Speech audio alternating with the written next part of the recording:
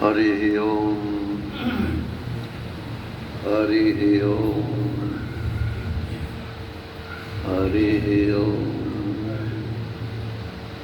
गुरुर्ब्रह्मा गुरुर्विष्णु गुरुर्देवो महेश्वरः गुरु साक्षात् परब्रह्म तस्मै श्री गुरुवे नमः। शंकरं शंकराचार्यं केशवं बादरायणं सूत्रभाष्यकृतौ वन्दे भगवन्तौ पुनः पुनः। ईश्वरो गुरुरात्मेति मूर्तिभेदविभागिने व्योमवद्व्याप्तदेहाय दक्षिणामूर्तये नमः।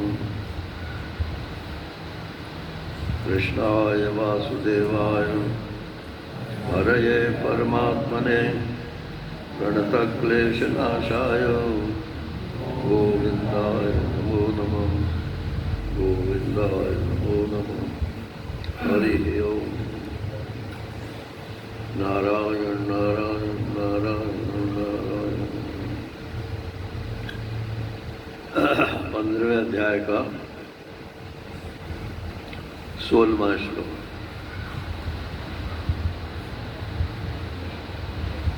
द्वाविमौ पुरुषौ लोके क्षरश्चाक्षर एव च क्षरः सर्वाणि भूतानि कूटस्थोऽक्षर उच्यते। उत्तमः पुरुषस्त्वन्यः परमात्मेत्युदारतः यो लोकत्रयमावेश्य विवर्तव्य ईश्वरः यस्माक्षरमतीतोऽहम् अक्षरादपि चोत्तमः अतोऽस्मि लोके वेदे च प्रथितः पुरुषोत्तमः। यो मामेवमसम्मूढो जानाति पुरुषोत्तमं स सर्वविद् भजति मां सर्वभावेन भारत। इति गुह्यतमं शास्त्रम् इदमुक्तं मया नघ। एतद्बुद्ध्वा बुद्धिमानः स्यात् कृतकृत्यश्च भारत। हरिः ओम्।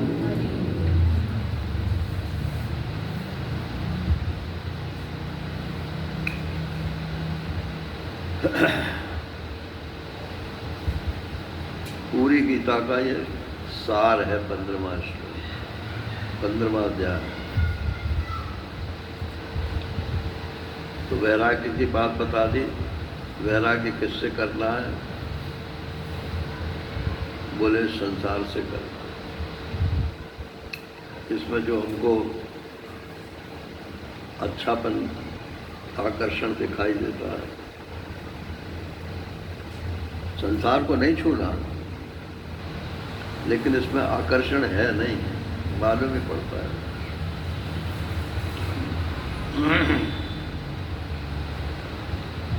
तो काम चलूंगा, स्वीकार कर लो।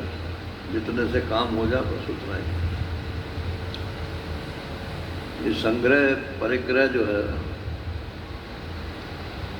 ये तो आकर्षण को और पक्का करना है।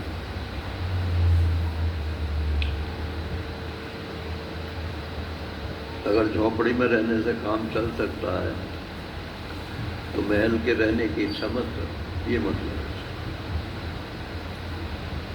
और आप अरबपति हो, करोड़पति हो, करोड़ का तो आजकल कुछ मतलब ही नहीं रह गया है।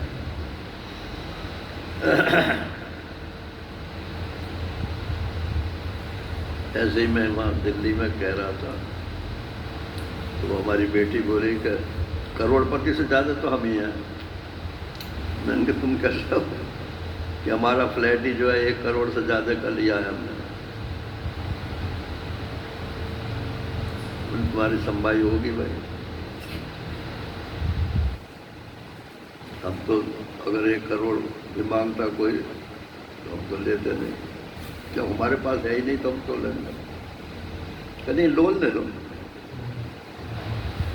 लोन को तो ऐसा समझते हैं जैसे कि हमने रख दिया है और हमारा हक है उस पर, और फिर लोन लेने के बाद फिर कहते हैं कि अब लोन माफ़ करो वापस नहीं करना चाहता। तो ढींग घसोड़ी है ये, ना कोई धर्म है ना कोई पॉलिसी है।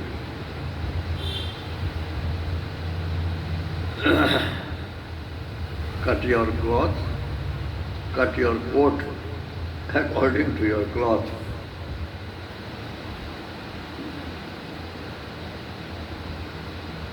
जितना कपड़ा है उसी के हिसाब से नापाते रहे।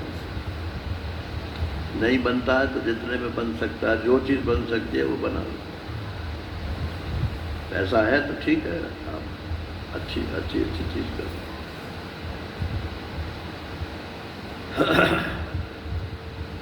तो वैराग्य माने सुख बुद्धि का त्याग। इसमें सुख नहीं, भीतर ये समझ लो कि इसमें सुख नहीं है। तो दुख है क्या? तो ये तो कोई अर्थ नहीं है कि जो सुख ना हो तो वो दुख है, क्योंकि सुख और दुख दोनों साथ साथ रहते हैं। ऐसा नहीं है कि सुख के अभाव में दुख होता हो। कमती सुख हो तो उसी को दुख बोलते रहते। महाराज श्री के पास एक सेठ आते थे तो मुंह लटकाए बैठे थे वो। महाराज श्री ने पूछा कि क्या बात है, क्यों मुंह लटका रहे? महाराज जी घाटा हो गया। तो उसकी पत्नी भी आई थी साथ में। तो पत्नी बोली, महाराज ये झूठ बोलते हैं, ये इन्होंने जो नया बिजनेस शुरू किया था इसमें उनको आशा थी कि 10 लाख का फायदा होगा। अब फायदा हुआ 8 लाख का, तो वो 2 लाख का घाटा मान रहे हैं।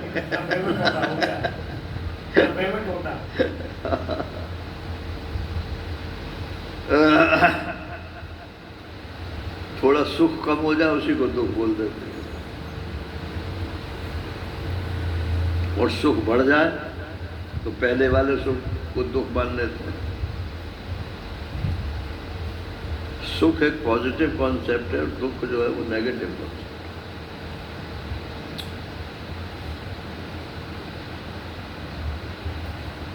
फिर बताया कि इस संसार से निकले कैसे। निकल कर कहाँ जाओगे? संसार में ही तो रहोगे। तो दिल में से संसार निकालना है। इसकी जो वैल्यूज हमने स्थापित कर रखी हैं ये बहुत अच्छा है, ये प्राप्तव्य है। ये जो वैल्यूज स्थापित कर रखी है इन वैल्यूज को हटा। वो कैसे हटेंगे?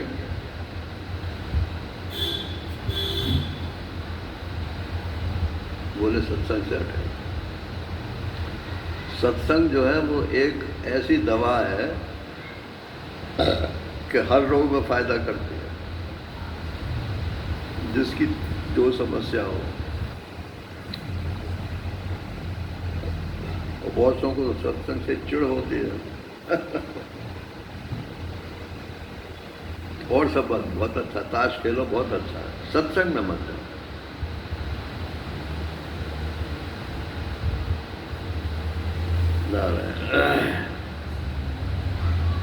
सत्संग में जाओगे तो फिर पूछेंगे कि भाई वो कौन सी चीज़ है जिसको पा करके मनुष्य परम आनंदित हो जाता है। तो पता चलेगा कि वो परमात्मा है, आत्मा है। फिर उसके लिए साधन पूछेगा। फिर 6 साधन बता दिए संक्षेप से। तो बोले पहुंचना कहाँ है कि मन, वाणी और बुद्धि, सूर्य, चंद्र और अग्नि जहाँ नहीं पहुंच सकती, अर्थात मन, वाणी और बुद्धि जहाँ नहीं पहुंच सकती। बुद्धि नहीं पहुंच सकती तो काहे जी गलगुच्चन कर रहे हो यहाँ बैठ गए? बुद्धि कोई तो संभाल रहे हो ना।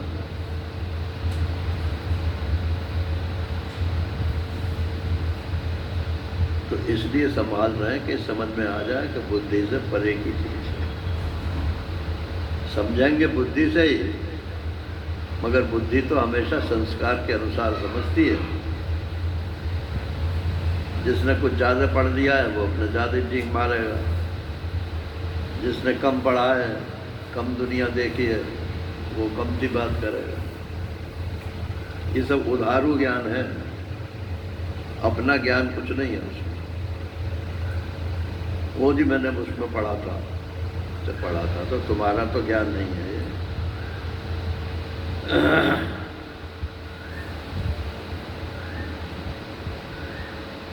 बुद्धि जिसकी वजह से ज्ञानवती होती है वो कौन है? उसी को आत्मा बोलते हैं। आत्मा पूरे विश्व में व्याप्त है, तो बुद्धि में भी व्याप्त है। तो वो पूरे विश्व में व्याप्त वाली वस्तु माने आत्मा प्लस बुद्धि प्लस बुद्धि के द्वारा ग्रहण किया हुआ वो आत्मा का प्रतिबिंब। प्रतिबिंब माने थोड़ी छाया जितनी भी समझ में आई उसे, इसी को जीव बोलते हैं। ये जीव परमात्मा का अंश है और ये कर्म के अधीन काम करता है, कर्म और वासना।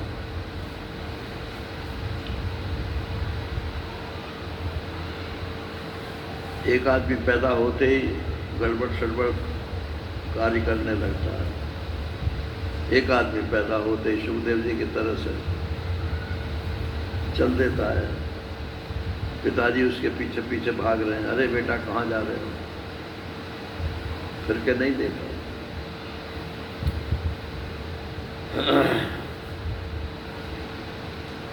वो सुखदेव हो।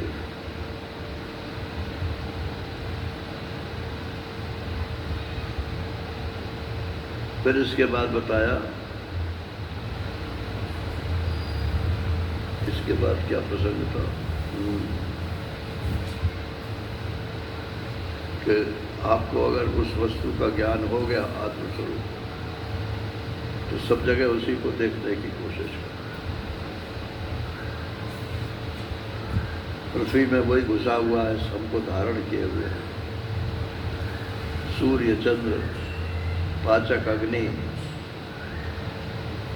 अरे हम तो एक निवाला मुंह में डाल लेते हैं और शांत हो जाते हैं। वो जहाँ रोटी भीतर गई बस फौरन मशीन चालू हो जाती है। आपको पता लगता है कि क्या हो रहा है भीतर। वो मशीन कौन चला रहा है भीतर? नहीं, वो तो सबकी वैसे ही बनी हुई है।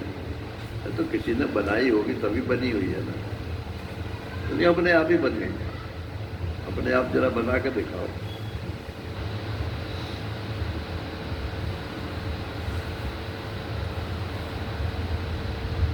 कुछ सबसे छोटे कीड़ा का नाम बताओ कोई। चींटी है। कुछ चींटी के बराबर ही कोई वैज्ञानिक जो है वो इंस्ट्रूमेंट बना कर दिखा दे। उसमें वो सब गुण होने चाहिए जो चींटी के बिना। तो ऐसी मशीनरी है भगवान के पास। अणोरणियान महतो महियान, छोटी से छोटी, बड़ी से बड़ी चीज ऑटोमेटिक सब अपने आप बन जाती।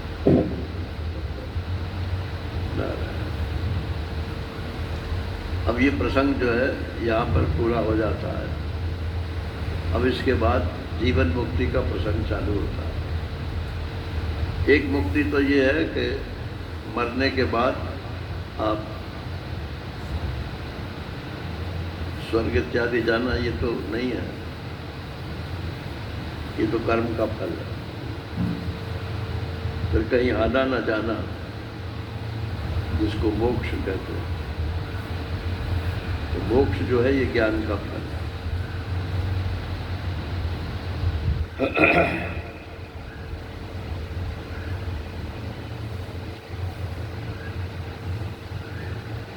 हमने तो हिंदुस्तान ही नहीं देखा है,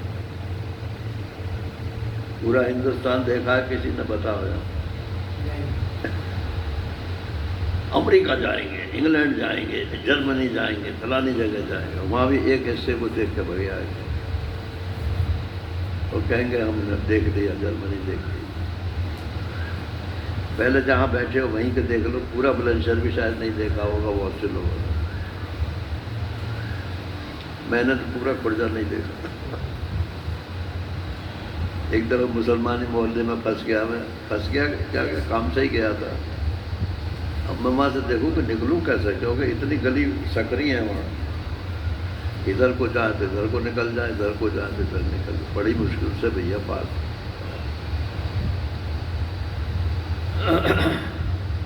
सारी जिंदगी वहीं काट दी, फिर भी जो है पूरा खुर्जा नहीं देखा।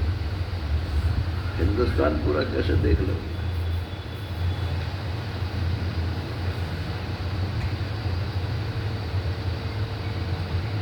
तो अब ये बात बता रहे हैं कि ये सब वासनाएं छोड़ो और परमात्मा कर्म भी छोड़ो मतलब आग्रह मत कर, दुराग्रह मत करो कि हमें तो ये करना ही है।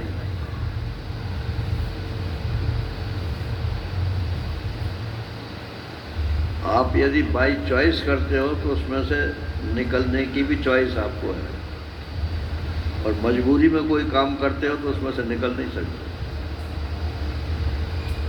आई समझ में कि नहीं?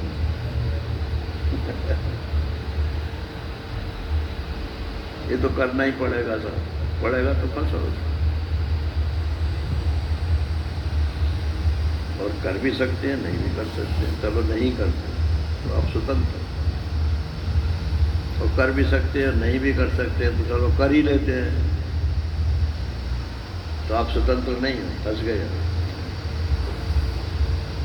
जिस टाइम आप निकल सकते थे उस टाइम तो आपने उल्टा डिसीजन ले लिया, अब बाद में जो है उसमें से निकलने की कोशिश करते हैं और कुछ नहीं।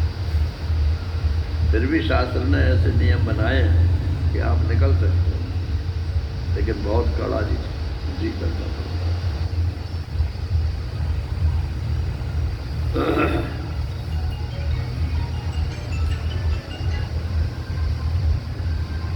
बंद कर दो भैया इसको।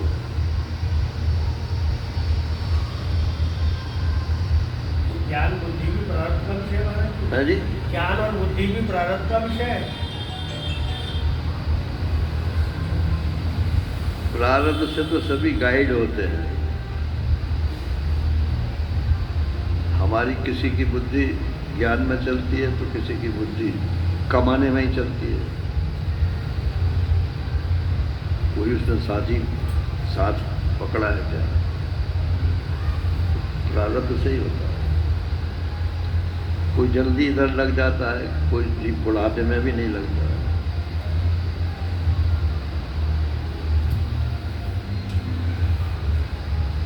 अब ये शैली जो है थोड़ी फिलॉसफिकल है, इसलिए मैंने इतनी बात घुमाई कराई, क्योंकि फिलॉसफी जो है वो सबको राज नहीं आती, थोड़ा ज़्यादा बुद्धि लगानी पड़ती है और उसमें कार्य कारण भी लगाना पड़ता है। तर्कशास्त्र है, लेकिन शास्त्र में जो तर्क शास्त्र है वो अलग है, और न्याय दर्शन में जो तर्क शास्त्र है वो अलग है।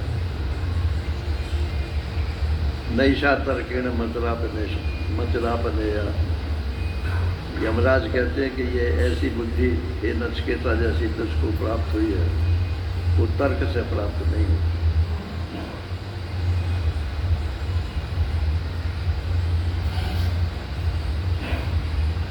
द्वाविमौ पुरुषौ लोके क्षर अक्षर एवच। अब ये एनालिटिकल मेथड बोलते हैं, मतलब सामने जो चीज़ हो उसमें पहले विभाग कर, तो दो विभाग किए, एक क्षर और एक अक्षर, मतलब एक विनाशी और एक अविनाशी।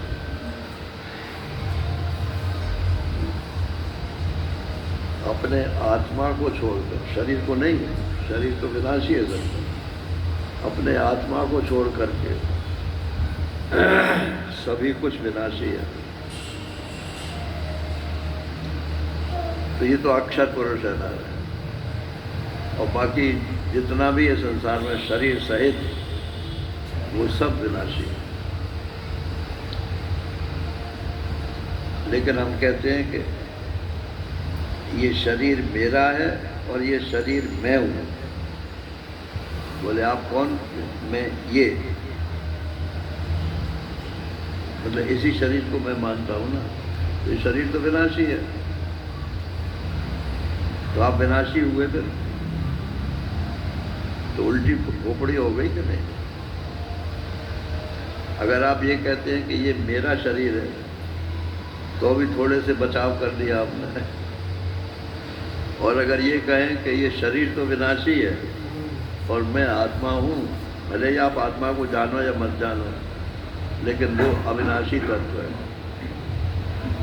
शास्त्र के अनुसार आपने सत्संग में सुन दिया, श्रद्धा है आपकी, तो श्रद्धावान लभते ज्ञानम। श्रद्धा होगी तो ज्ञान की प्राप्ति भी हो जाएगी। मान लो कि हाँ, ये शरीर मैं नहीं हूँ, शरीर मेरा नहीं है, मैं इस शरीर से अलग आत्मा नाम की वस्तु हूँ। वो अक्षर है, वो अविनाशी है। वो शरीर के मरने पर मरता नहीं है। अजो नित्य शांति पढ़ा ही था, कल पढ़ा था, गीता में भी तो आया ही है। अजो नित्य शाश्वत शाश्वतोयम पुराणे न हन्यते हन्यमाने शरीरे। शरीर के नाश हो जाने पर वो नाश नहीं होता। तो इस लोक में, माने इस संसार में दो पुरुष हैं। बोले पुरुष तो चेतन को बोलते हैं, भाई शरीर को भी चेतन बता रहे हैं। बोले नहीं, चेतन की उपाधि है ये, पुरुष की उपाधि है, इसलिए इसको भी पुरुष बोलते हैं। आत्मा पुरुष है कि स्त्री है?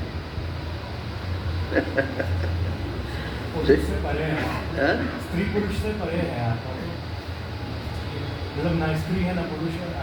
हाँ तो यूँ बोलो ना, परे वरे क्या हो, उसमें लिंग है ही नहीं। लिंग तो सारे शरीर में है, लेकिन शरीर मैं हूँ और शरीर मेरा है, तो इसलिए मैं कहता हूँ मैं पुरुष हूँ, मैं स्त्री हूँ। जबकि ये लिंग है, पुरुष भी लिंग है और स्त्री भी। और इसको मूत्रेंद्रिय को लिंग क्यों बोलते हैं? यही ओरिजिनल पहचान बच्चे की यही है कि लड़का हुआ कि लड़की हुई।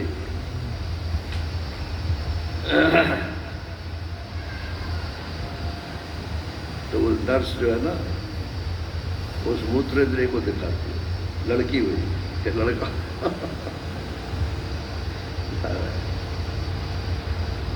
भले ही फिर चाहे उसमें से नपुंसक हो या बाज हो, वो तो अलग बात है, लेकिन लिंग तो है ही वो। लिंग माने पहचान।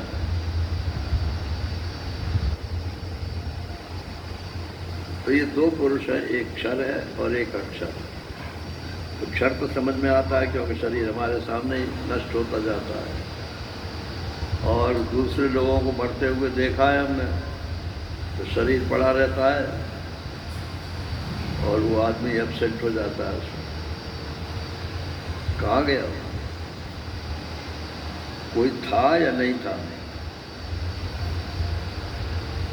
तो आजकल तो लोग कहते हैं कि कोई था ही नहीं, तो गया कहाँ? शरीर ही था, शरीर पड़ा हुआ मर गया। लेकिन ये तो अपना वेदांत तो नहीं है, भक्ति भी नहीं है। उपासना भी नहीं है, कर्म भी नहीं, क्योंकि कर्म में भी प्रारब्ध तो मानना पड़ेगा। प्रारब्ध तो उसी का होगा ना जो बचेगा, शरीर तो मर जाएगा।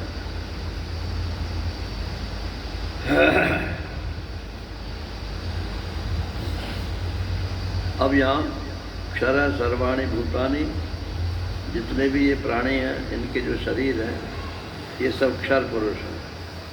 और कूटस्थो अक्षर उच्यते, और इसमें जो कूटस्थ है माने अनचेंजेबल, अनचेंजेबल नहीं, अनचेंजिंग, जो बदलता नहीं।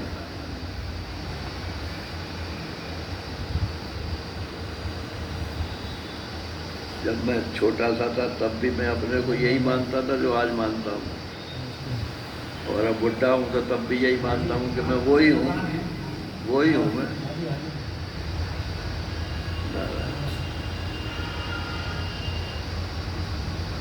तो कूटस्थ माने निर्विकार, कूट कहते हैं पहाड़ी को। तो पहाड़ी पर जैसे पानी कितना भी बरसो, लेकिन और हवा चाहे जितनी चलो, पहाड़ी पर कोई फर्क नहीं पड़ता। तो कूटवत स्थिता इति कूटस्था, कूट के समान जो स्थित रहे उसको बोलते हैं कूटस्थ, अनचेंजिंग।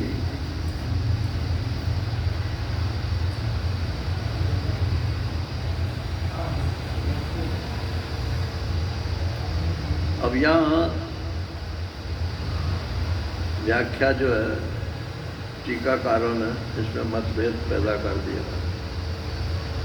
जो भक्ति प्रधान या उपासना प्रधान टीकाकार है, उन्होंने तो जीवात्मा को कूटस्थ माना कि एक शरीर और एक शरीरी, दो विभाग करते, और तीसरा ईश्वर। और शंकराचार्य जी और इनके जितने अद्वैत संप्रदाय के लोग हैं, सब के सब, वो कहते हैं कि ये शरीर और इस शरीर का जो कारण है प्रकृति, प्रकृति जो है वो इस शरीर की अपेक्षा निर्विकार है, वो नहीं मरती। इतने आदमी मर रहे हैं तो प्रकृति भी मर रही है, पंचभूत भी मर रहे हैं क्या? पंचभूत तो नहीं मरते।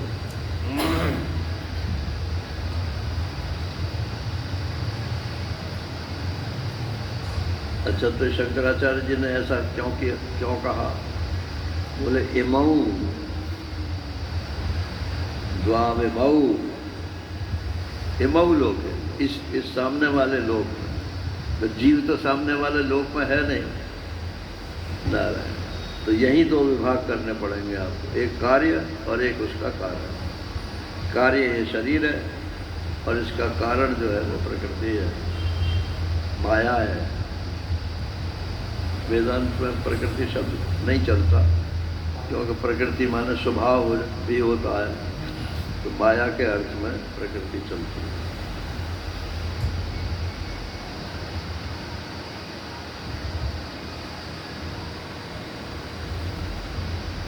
अब ये माया क्या चीज है नारायण?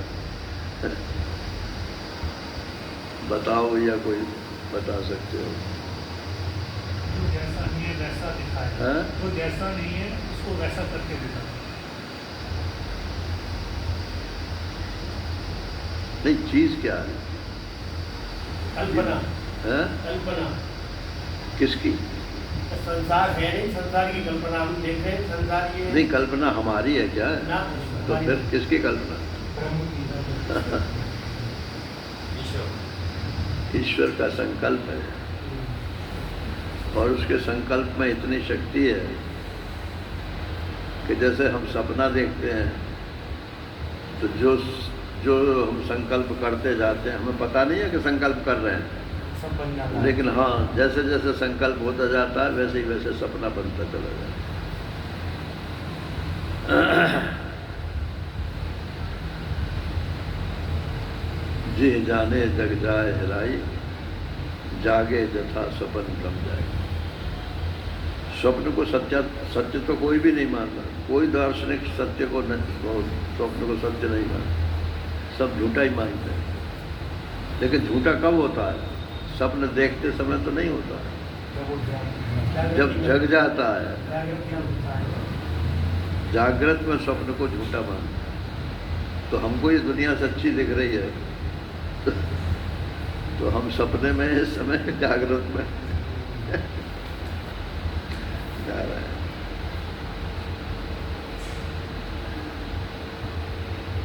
उलट गई तो नेत्र उतरिया। ये तो सामने दिख रहा है, आंखें जो है सामने देखती हैं। जब सामने देखना बंद करके भीतर की ओर देखना शुरू कर देती है तो सपना टूट जाता है।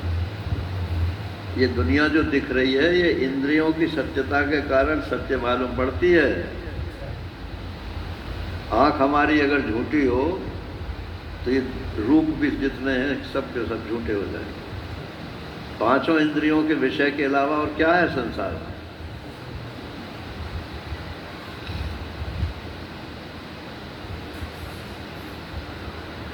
तो इसलिए इमम लोग के चूंकि इसमें है, सामने वाली दुनिया में दो पुरुष हैं, तो इसलिए उन्होंने कार्य और कारण ऐसा अर्थ कर दिया शंकराचार्य। और उपासकों ने यहाँ पुरुष शब्द को लेकर के ये अर्थ कर दिया कि जीवात्मा पुरुष है और उसका ये शरीर इत्यादि जो है ये सब क्षर है, विनाशी। प्रत्यक्ष प्रमाण से ये ज्ञात है।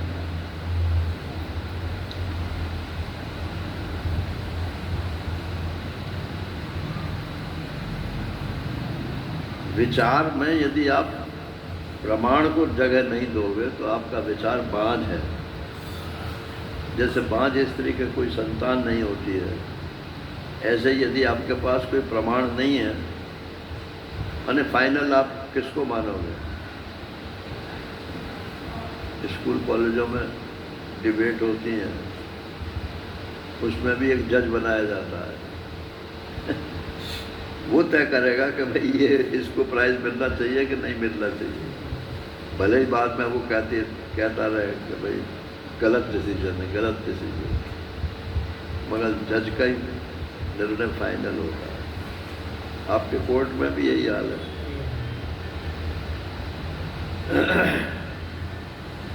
तो जज जो है वो कौन है? वही प्रमाण है, श्रुति प्रमाण जो है वही जज है, और बाकी तो सब प्रत्यक्ष ही प्रत्यक्ष है। कुछ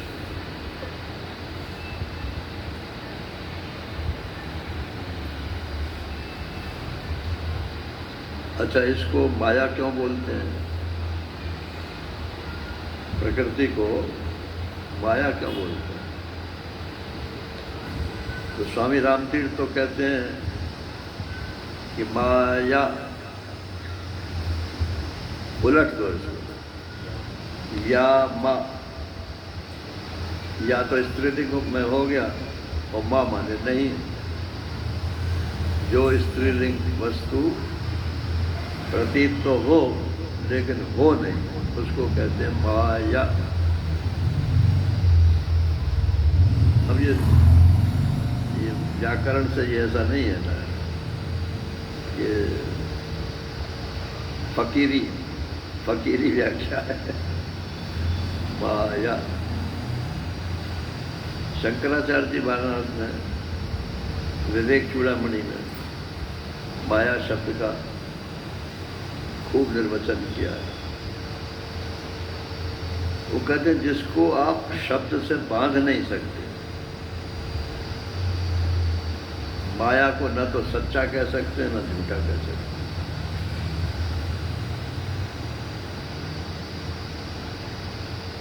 ये स्त्रीलिंग शब्द का क्यों प्रयोग किया है?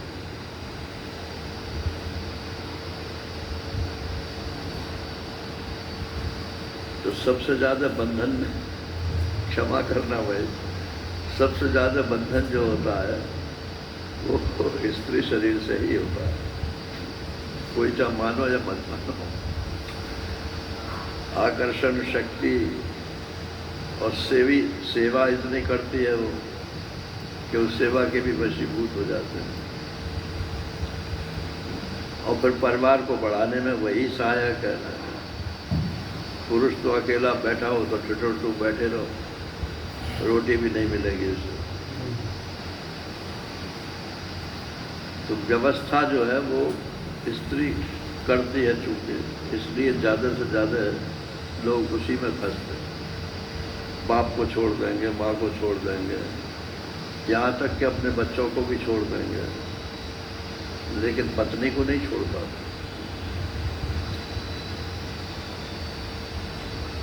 ऐसे एक जगह जिक्र हो रहा था तो मैंने पूछा उससे, भाई क्यों नहीं छोड़ पाते, ये बताओ।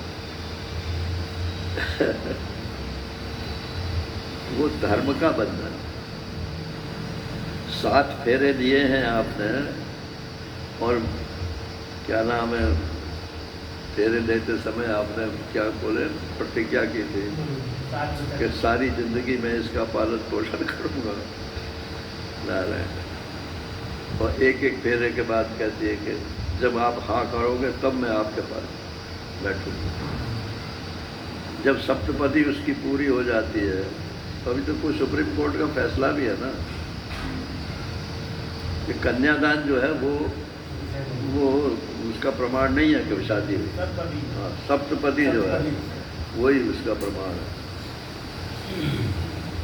क्योंकि वो वायदा है, इसीलिए आसानी से छोड़ भी नहीं सकते। वही छोड़ दे वो बात दूसरी।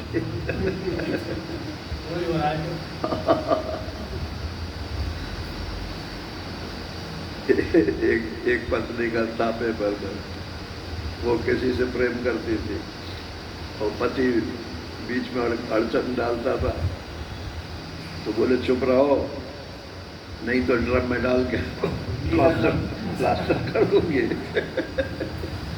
मेरठ में कोई केस हुआ था। उसी की सिमली देते हैं सब, उसी का उदाहरण देते हैं सब। हाँ,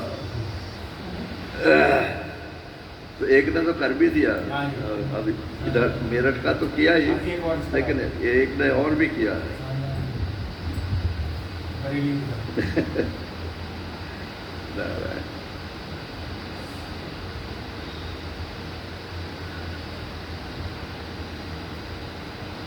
तो इसलिए माया को छोड़ना बहुत मुश्किल है। माया स्त्रीलिंग है और वो सब व्यवस्था सारे संसार की हमारे लिए करती है, इसलिए उसको छोड़ना बहुत मुश्किल है।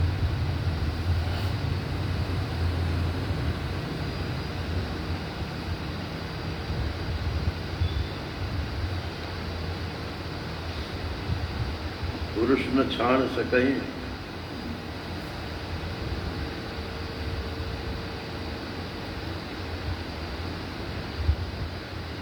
पुरुष स्त्री को, पत्नी को नहीं छोड़ते।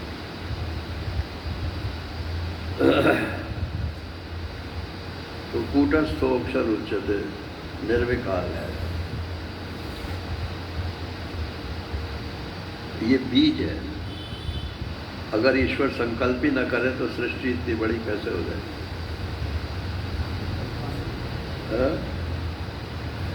संकल्प सही हुआ। घर में भी देख लो, पहले पति जो है वो संकल्प करता है कि हमारे संतान होनी चाहिए, तब फिर समागम से जो है क्या नाम है, संतान उत्पन्न होती है। और बिना संकल्प के जो समागम होता है वो तो इत्तेफाक है, नारायण, वो भी सच्ची नहीं भी हो सकती। हम कहते हैं 2 पुरुष तो ये हो गए सामने की दुनिया में। अब एक पुरुष और है जिसको या तो शुद्ध आत्मा बोलो, साक्षी, और या तो ईश्वर बोलो, और या तो ब्रह्म बोलो। इन शब्दों को जरा आप समझ लो तो अच्छी बात है। सच्चिदानंद घन, सत्ता हो जिसमें, ज्ञान हो जिसमें, आनंद हो, और तीनों एक जगह इकट्ठे हों। सच्चिदानंद घन, उसको तो बोलते हैं ब्रह्म, और उसकी घनता जो है वो हट जाए, माने सत चित और आनंद तो हों लेकिन अलग अलग हो जाए, उसी को बोलते हैं प्रकृति। वही 3 गुणों के रूप में होते हैं, सत रज तम।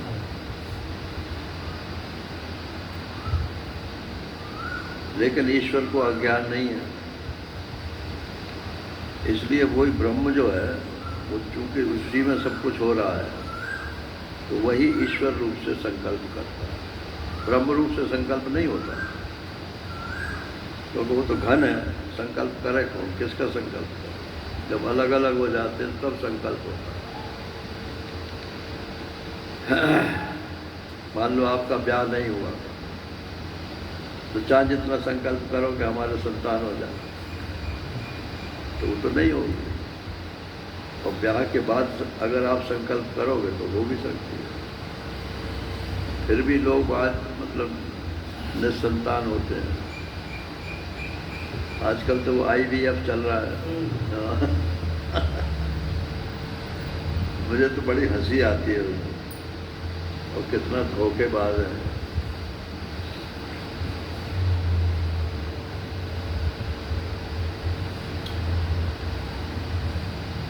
चलो ये विषय दूसरी तरफ चला जाए, लेकिन वो ठीक नहीं है।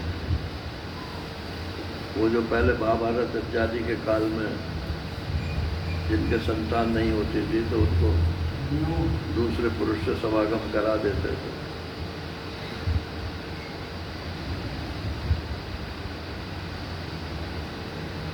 ऐसा ही है। तो वो तो धर्म के हिसाब से था और ये साइंस के हिसाब से।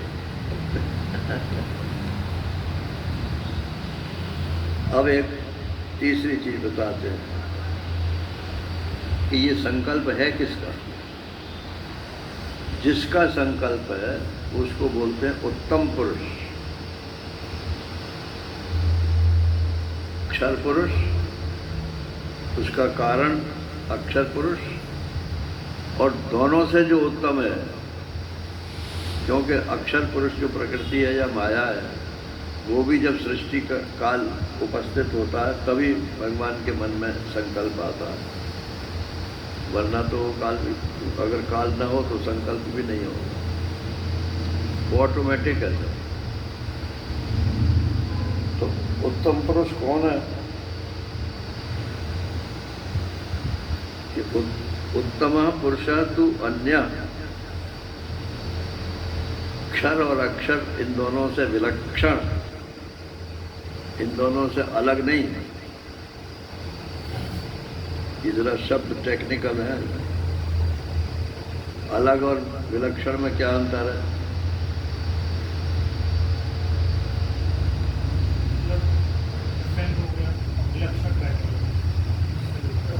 एक्स्ट्राऑर्डिनरी हो गया। हाँ? विलक्षण तो एक्स्ट्राऑर्डिनरी हो गया। एक्स्ट्राऑर्डिनरी हो गया विलक्षण तो नहीं।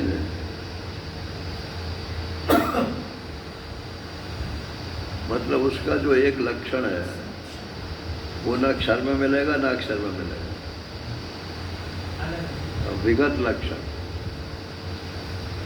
उसका एक वैसा विशिष्ट लक्षण है जो न अक्षर पुरुष में है न अक्षर पुरुष में, उसको कहते हैं विलक्षण।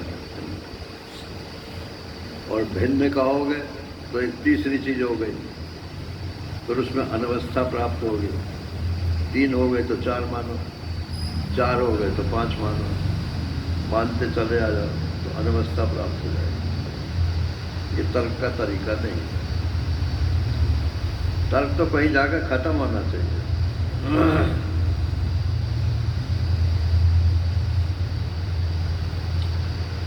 तो उत्तम पुरुषा तो अन्य, अन्य का अर्थ है कि क्षर और अक्षर पुरुष इनसे विलक्षण और इनका प्रकाशक, जिसके बिना न अक्षर पुरुष प्रकाशक होता है न अक्षर पुरुष प्रकाशित होता है, उसी को ब्रह्म बोलते हैं। परमात्मा इति उदाहरता, उसी को परमात्मा भी कहते हैं। अब परमात्मा और ईश्वर दोनों को मिला मत देना जा रहा है। परमात्मा तो ब्रह्म होता है और ईश्वर तो माया सहित है।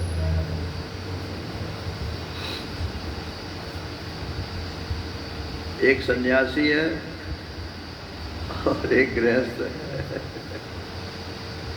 ब्रह्म तो सन्यासी है, वो अकेला है, और ईश्वर गृहस्थ है, उसकी पत्नी है माया।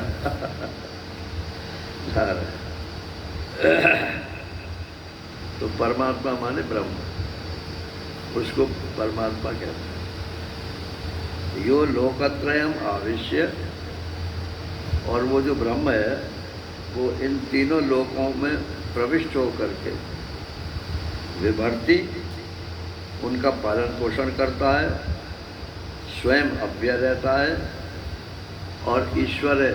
ये ईश्वर का मतलब यहाँ वो वाला ईश्वर, गृहस्थ वाला ईश्वर नहीं है। ईश्वर माने नियंता।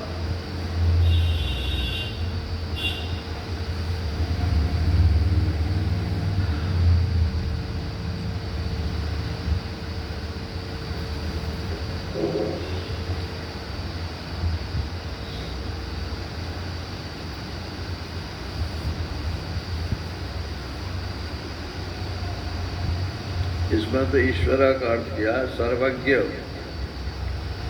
नारायणाख्य, ईशनशील, जिसको नारायण नाम से भी कहा जाता है और सर्वज्ञ है। ये मुंडक उपनिषद में आत्मा के लिए दो चीज़ों का दो नाम है, एक सर्वज्ञ और एक सर्वविद। आत्मा सर्वज्ञ भी है और सर्वविद भी है, और शब्दार्थ तो दोनों का एक ही है। सबको जो जाने वो भी सर्वज्ञ, और सबको जो जाने वो भी सर्वविद। विद माने जानना, और ज्ञा माने भी जानना। सर्व दोनों में है ही है, तो सर्वज्ञ, सर्वज्ञ और सर्वविद। तो वहाँ भी भाष्यकार ने अलग अलग अर्थ कर दिए। जैसे बीज रूप से जानना और प्रस्फुटित रूप से जानना। तो माया को बीज रूप से भी जानता है, और माया से जब सृष्टि हो जाती है तब उस सृष्टि को भी जानता है। तो सर्वविद कहलाता है। ये आत्मा सर्वज्ञ भी है और सर्वविद भी है। इस समय मैं सबको जान रहा हूँ, देख रहा हूँ, अलग अलग सबको देख रहा हूँ। तो मुझे क्या कहेंगे?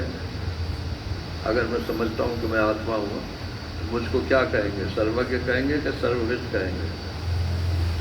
सर्वविद कहेंगे। और सुषुप्ति में, गहरी नींद में सब सप्पा हो जाता है, कुछ अलग अलग नहीं प्रतीत होता है। तो उस समय आत्मा रहता है कि नहीं रहता है? तो आत्मा तो रहता है। उस समय आत्मा सर्वज्ञ है, और जागृत और स्वप्न में सर्वविद है। एक ही आत्मा के दो रूप हैं। जागृत स्वप्न में जहाँ अलग अलग विभाग हो गए हैं उनको जानता है, वो सर्वविद है, और जहाँ वो विभाग नहीं रहता है तो वो सर्वज्ञ है। ईश्वर कहाँ चला जाता है हमारे? फिर ईश्वर कहाँ चला जाता है? कौन सा ईश्वर? तो अभी बता दीजिए। अरे कोई ईश्वर कहीं बैठा है क्या? अगर चला तो फिर तो कहाँ जाएगा?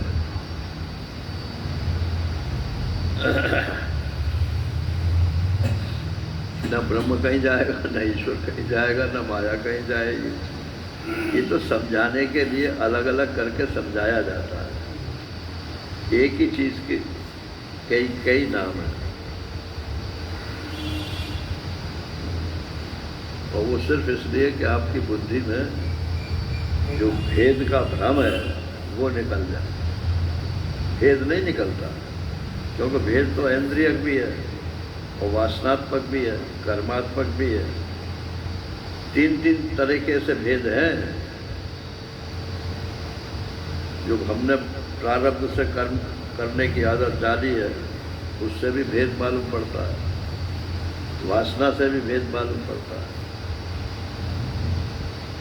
और कुछ का कुछ जानते हैं, मैंने मोटी बुद्धि से भी भेद मालूम पड़ता है।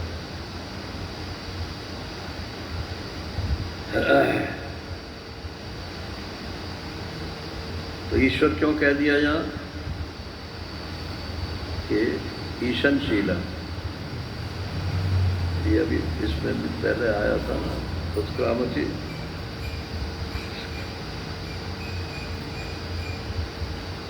शरीरम यद अवापनोति यच्चाप्युत्क्रामति ईश्वर। जीव के लिए ईश्वर शब्द, ये जीव जो है इस शरीर का स्वामी है, इसलिए ये ईश्वर है। और पूरी दुनिया का जो स्वामी है उसको वो भी ईश्वर ही कहलाता है। ईशनशीला, शासन करने वाला। इस शरीर में, अपने इस शरीर में मेरी इच्छा के विरुद्ध कुछ नहीं हो सकता है। हम कहें कुछ भी, कैसा हम तो नहीं चाहते थे, ऐसा हो गया, झूठ बोलते। भीतर भीतर चाहते थे, बाहर बाहर हमने नहीं चाहा। होता वही है जो हम चाहते हैं। काश, ऐसे बोलते, काश ऐसा हो जाता, और फिर चुप हो गए कि भाई ऐसा हो नहीं सकता। लेकिन वो जो आपने काश कह के मन में संकल्प डाल दिया ना, वो अवश्य पूरा होगा।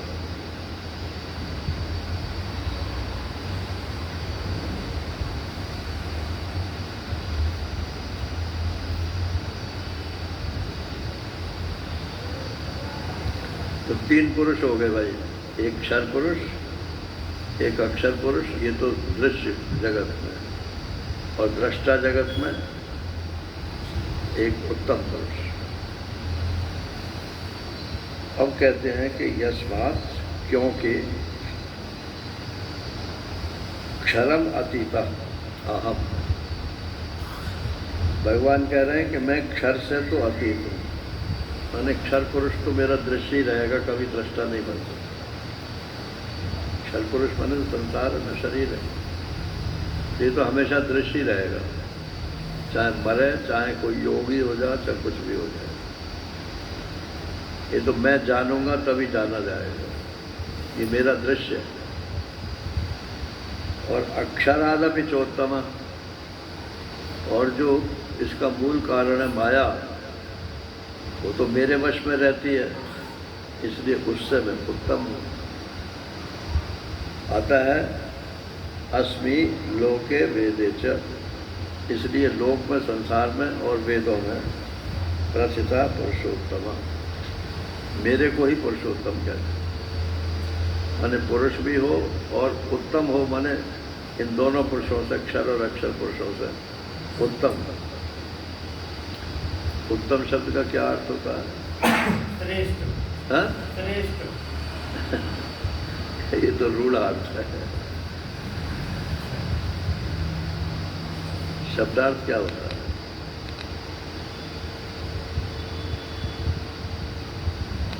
उत्त माने श्रेष्ठ, और तम माने सुपरलेटिव डिग्री,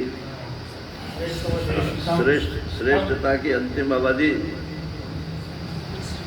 उससे और अधिक श्रेष्ठ कुछ नहीं होगा। उसको उत्तम, उत्तम, उत्तम, उत्तम,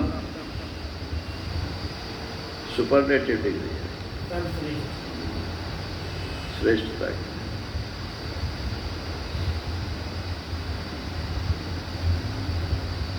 तो स्वामी विवेकानंद के शब्द हैं ये, कि अपने को भेड़ बकरी मानना बंद करो, आप तो उत्तम, आपसे श्रेष्ठ और कोई नहीं।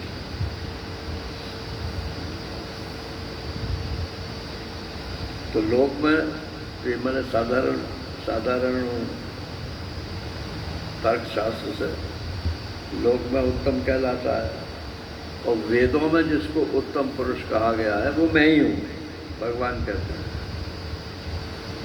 ये नहीं कहा कि अर्जुन तू भी है, लेकिन ये बात इसमें छिपी हुई है। ऐसा समझ तो तू भी उत्तम पुरुष हो जाए। सारा खेल समझदारी का है ना। हाँ, मेरे में अज्ञान नहीं है, मैं अपने को ब्रह्म और ईश्वर से नीचे नहीं मानता। ब्रह्म, ईश्वर, अवतार, ये तीन कोटियां हैं। ब्रह्म तो सत्ता मात्र है, और ईश्वर जो है वो सत भी है और चित भी है।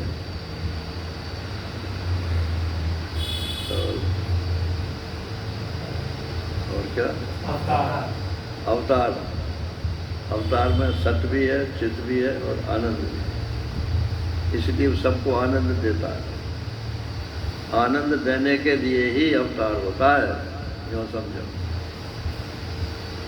दुष्टों को मार करके संतों की रक्षा करने के लिए मैं आता हूँ, यही तो लिखा है ना गीता में। मैंने महात्माओं को आनंद देता हूँ कहने का मतलब।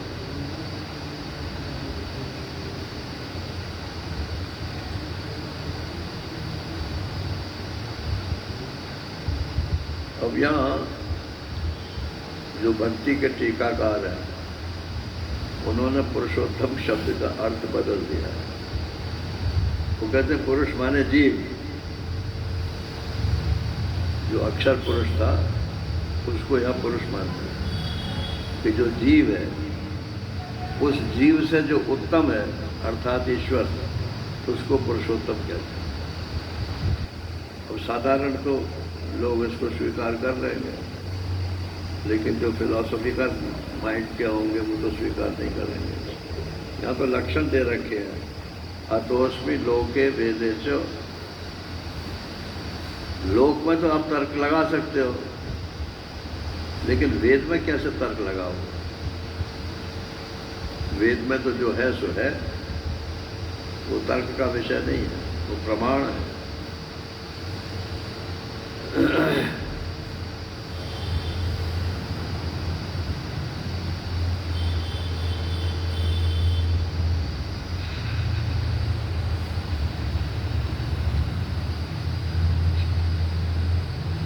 हो गया नहीं तो अब ये 2 श्लोक और रह गए। 19वें में तो कल बताएंगे कि जीवन मुक्ति का क्या, जीवन मुक्त का क्या लक्षण है, मतलब क्या लक्षण नहीं, क्या पहचान है। मैं जीवन मुक्त हूँ, दूसरे में मत देखना, अपने में ही देखना। मुझे ज्ञान हो गया कि नहीं हो गया? हो गया तो ये लक्षण आ गए कि नहीं? 19 वाले अगर आ गए तो आप हो, और नहीं आए तो अभी नहीं। और 20वां तो पूरे अध्याय का महात्म्य। तो कल ये पूरा हो जाएगा। अब इसके बाद 15वां अध्याय तो पूरा हो ही जाएगा। और आज कौन सी तारीख है? 10। तो 5 दिन और रह गए। अब 2 ही विकल्प हैं, या तो 5 दिन में 16वां अध्याय और ले लिया जाए, क्योंकि वो व्यवहार संबंधी बात है, दैवी संपत्ति और आसुरी संपत्ति। और या ये 5 दिन जो है कठोपनिषद में जोड़ दिए जाए। हाँ, 16वां ही ठीक रहेगा, मतलब सरल पड़ेगा। कठोपनिषद थोड़ा दिमाग की चीज है। हरि ओम पूर्णमदः पूर्णमिदं पूर्णात् पूर्णमुदच्यते पूर्णस्य पूर्णमादाय पूर्णमेवावशिष्यते। ओम शांति शांति शांति। हरि ओम श्री गुरुभ्यो नमः। हरि ओम।